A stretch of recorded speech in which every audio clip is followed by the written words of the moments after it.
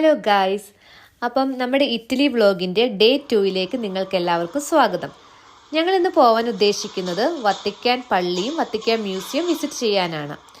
അങ്ങനെ ഏകദേശം 10 മണിയായപ്പം ഞങ്ങളുടെ അടുത്തുള്ള മെട്രോ സ്റ്റേഷനിൽ ഞങ്ങൾ വന്നു. അങ്ങനെ അവിടെ മെട്രോ നോക്കി നിന്നു.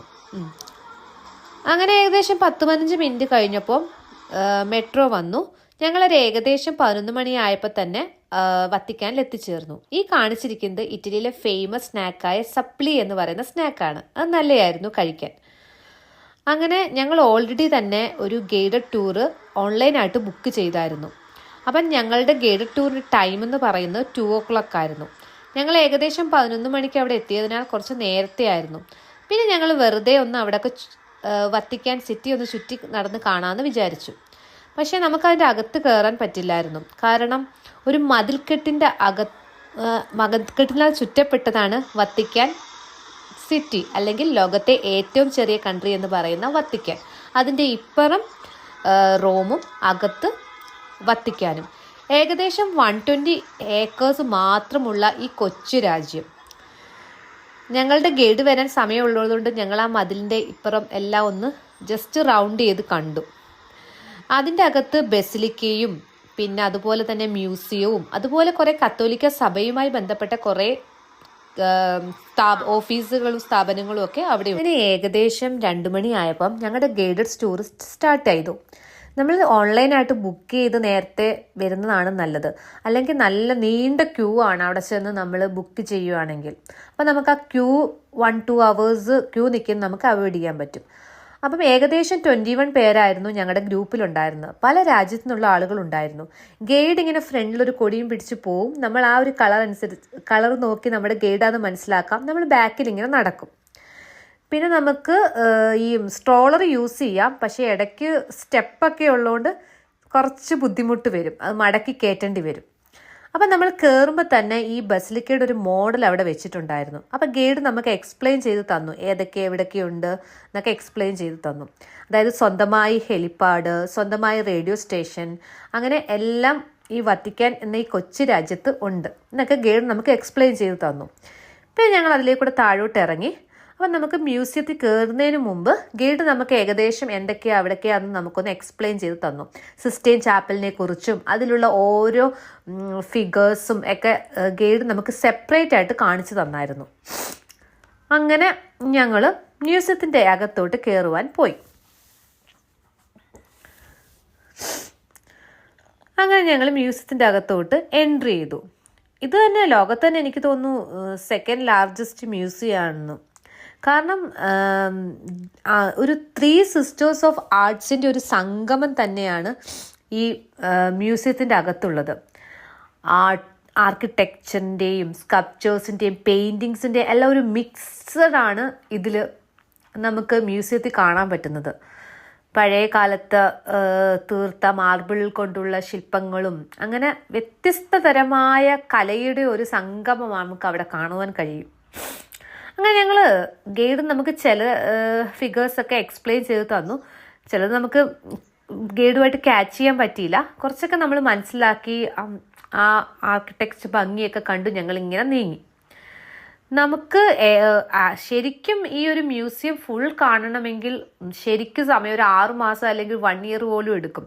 അപ്പം ഈ ഗൈഡഡ് ടൂർ എടുത്തത് കൊണ്ട് നമ്മളൊരു 3 hours ഇത്രയും നാൾ കാണേണ്ട കാര്യം നമ്മളിങ്ങനെ സ്പീഡിൽ കാണുന്നത്. അതായത് ഗൈഡ് നമുക്ക് ഇമ്പോർട്ടൻ്റ് ഉള്ള കാര്യങ്ങൾ മാത്രം കാണിച്ച് കൊണ്ടുപോയി.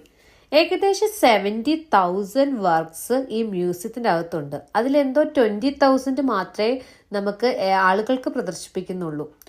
അതൊരു 54 ഗാലറിയിലായിട്ടാണ് ഇതിലെ ഓരോ ആർട്ട് വർക്കും അറേഞ്ച് ചെയ്തേക്കുന്നത്. അത് സെപ്പറേറ്റ് ആയിട്ട്.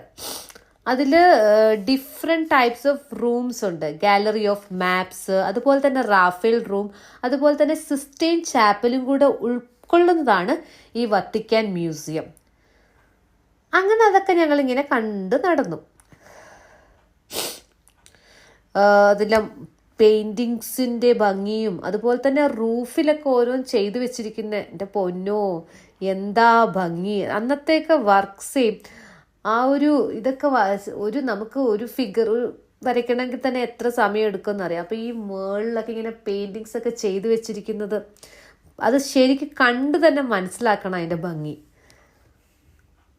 അങ്ങനെ പഴയ കാലത്ത് ഉപയോഗിച്ചിരുന്ന പാത്രങ്ങൾ, അതുപോലെ തന്നെ ഈ കാസ അങ്ങനത്തെ ഒക്കെ ഓരോന്നിനും യൂസ് ചെയ്തിരുന്ന പാത്രങ്ങൾ, അതെല്ലാം ഇങ്ങനെ പ്രദർശിപ്പിച്ചിട്ടുണ്ടായിരുന്നു അവിടെ.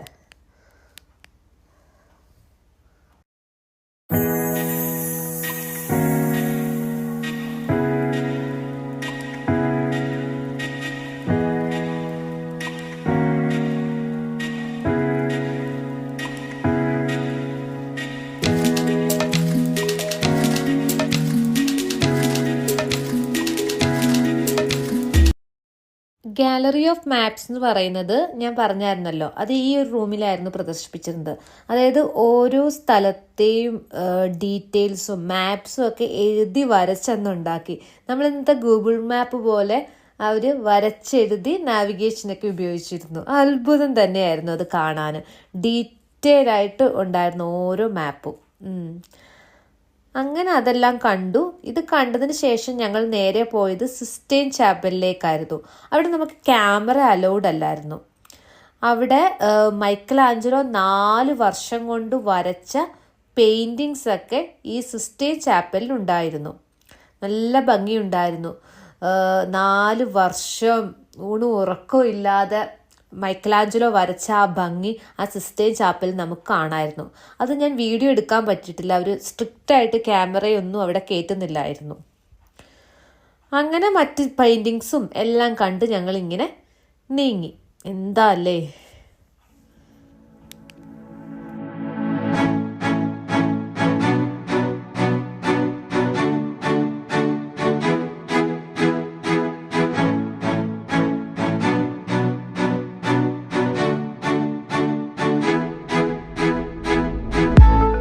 ഗൈഡ് ടൂർ എടുത്താൽ നമുക്ക് ക്യൂ നിൽക്കുന്ന മാത്രമല്ല, മറ്റൊരു ഗുണം കൂടിയുണ്ട്.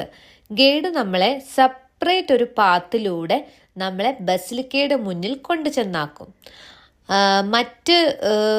മറ്റ് വേറൊരു പാത്തിലൂടെ പോവുകയാണെങ്കിൽ നമ്മൾ വീണ്ടും ബസിലിക്കയിൽ പോകാൻ വേണ്ടി നീണ്ട ക്യൂ നിൽക്കണം. പക്ഷെ ഗൈഡ് നമ്മളെ ബസിലിക്കയുടെ ഫ്രണ്ട് വരെ ആക്കിയിട്ട് അങ്ങ് പോകും. പിന്നെ വീണ്ടും അവിടുന്ന് വേണമെങ്കിൽ നമുക്ക് സെപ്പറേറ്റ് ഗൈഡിനെ എടുത്ത ബസിലിക്കയുടെ എക്സ്പ്ലെയിൻ ചെയ്യാം. ഞങ്ങൾ അങ്ങനെ എടുത്തില്ലായിരുന്നു. ഞങ്ങൾ സ്വന്തമായിട്ട് കാണുമായിരുന്നു അവിടെ. അതുകൊണ്ട് നമുക്ക് നീണ്ട ക്യൂ കാണാതെ തന്നെ നമുക്ക് ബസിലിക്കയുടെ അകത്ത് കയറാൻ പറ്റി. ഈ കാണുന്നതാണ് സ്വിസ് ഗാർഡ് എന്ന് പറയുന്നവർ. വത്തിക്കാൻ സിറ്റിയുടെയും വത്തിക്കാൻ പള്ളിയുടെയൊക്കെ സംരക്ഷണം ഏറ്റെടുത്തിരിക്കുന്ന ഇവരാണ്. സ്വിസ് പൗരന്മാരായ ഇവർ 30 വയസ്സിൽ താഴെയുള്ളവരാണ്. പ്രത്യേക പരിശീലനം നേടിയവരാണിവർ.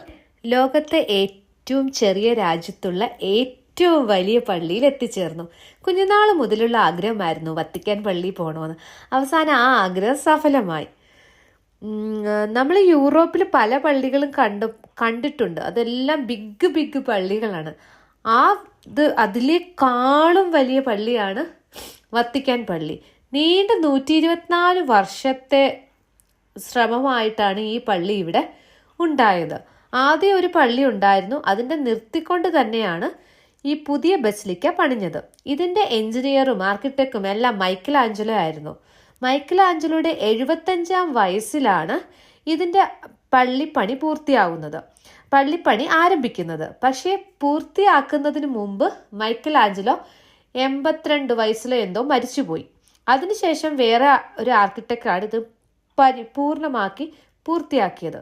മൈക്കൽ ആഞ്ചലോയുടെ കരവിരുത് നമ്മുടെ ആ പള്ളിയുടെ ഓരോ തൂണിലും തുരുമ്പിലും നമുക്ക് കാണാൻ കഴിയുമായിരുന്നു.